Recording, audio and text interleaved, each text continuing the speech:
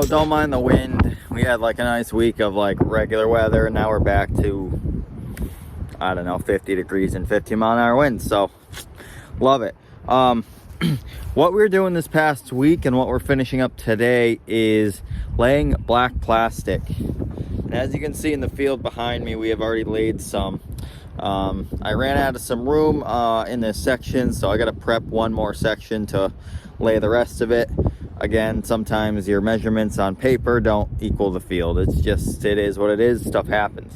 But I want to talk about how we lay plastic and why we lay plastic. So let's talk about the why first, because that's the it's a little easier to explain. So we utilize black plastic, and this is a biodegradable black plastic. Actually, it's not actual plastic. So we're trying to do a little bit more sustainability here, trying to save on labor, something that we can incorporate into the environment, something we're not throwing into a landfill, etc. So that's what we're excited about. This is a Bio 360 product, and I love it. The only downfall I will say is that if you're not planting into it within a month and the plants can, you know, grow and develop and shade the plastic, it's going to start breaking down by the sun. So that just keep that in mind as a general.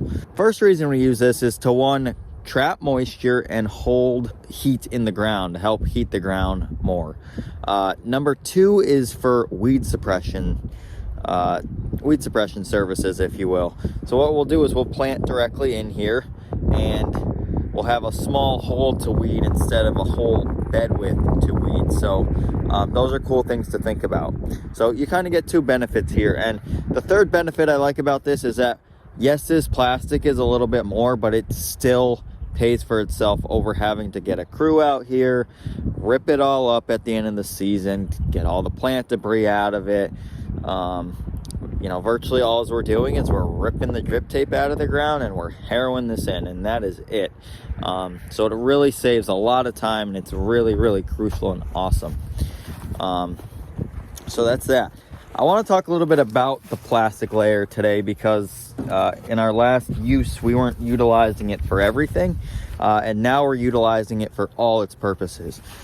And the one cool thing I realized, or kind of jumped into, is that you can really do this whole process with one person if it comes down to it. And you know, I was finishing up last night, we ran out of time, and I really just wanted to get another field done, and I said, you know, the heck with it, I'm gonna go out and see if I can do it myself. And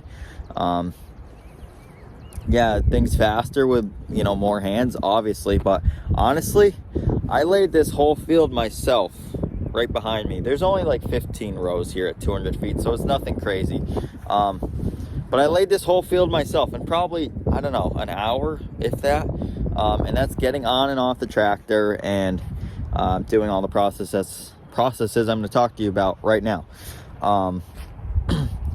But I always tell people, if the plastic layer is doing its job and working properly, there's very little work that goes into any of this, which is really, I mean, that's what machines are for. They're made to make our lives easier. And let me tell you, when this machine is working properly, it is a lifesaver. It is easy. It's very nice to manage.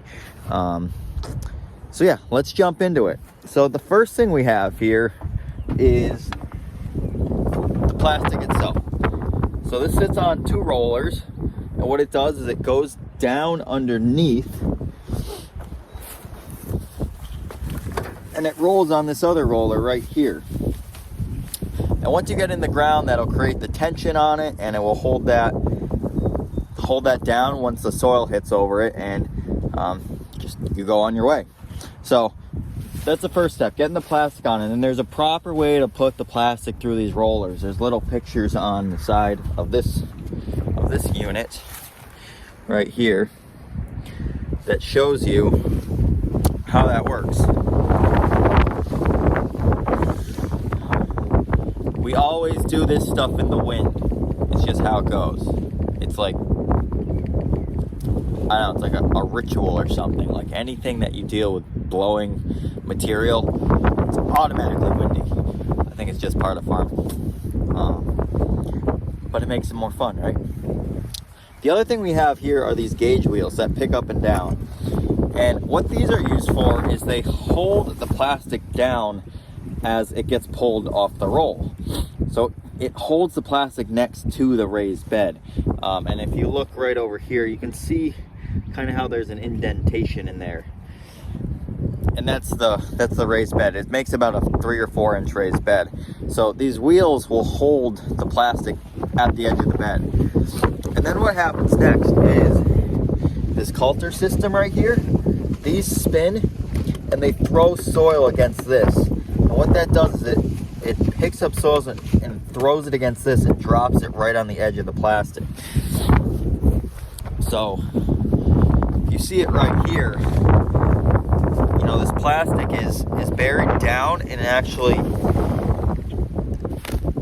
it's buried down and over, so it's kind of on a 90-degree angle. This is where your wheel will sit, and it's going to kind of ride on this edge as it goes by. And what that's going to do is throw soil on the edge of this, and it lays it all the way down.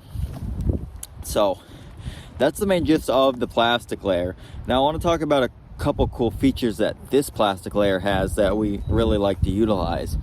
And one's the drip tape and the fertilizer. So let's hop over here again and we'll take a look at that. So depending on what you're growing, you can have a couple options here of incorporating fertilizer or drip. So this is a nice little stainless steel hopper here. And how this works is it actually spins on the plastic here. If I can spin this over. So this will spin on the plastic, and the fertilizer will jet out of these little grooves right here.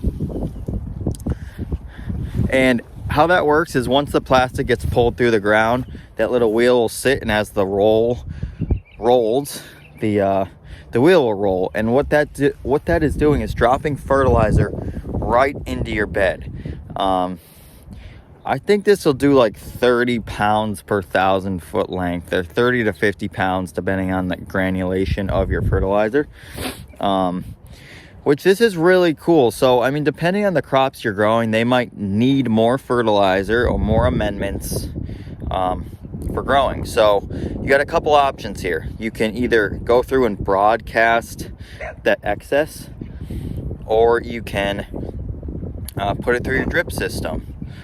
So there's a couple different options here, and so that's what we'll get into is the drip tape right here. So this has a incorporation of, you can either do 1 or 2 rolls of drip tape on here if you wish, depending on what you have available. And how this works is the drip tape gets pulled right through the bottom here at whatever length you want underground right here. Just stake that, or someone holds it at the end of the field, and off you go. So like I said, I figured this out myself last night to do the whole system by itself. So a lot of it's just really setting it up at each end of the field, so starting and finishing each row.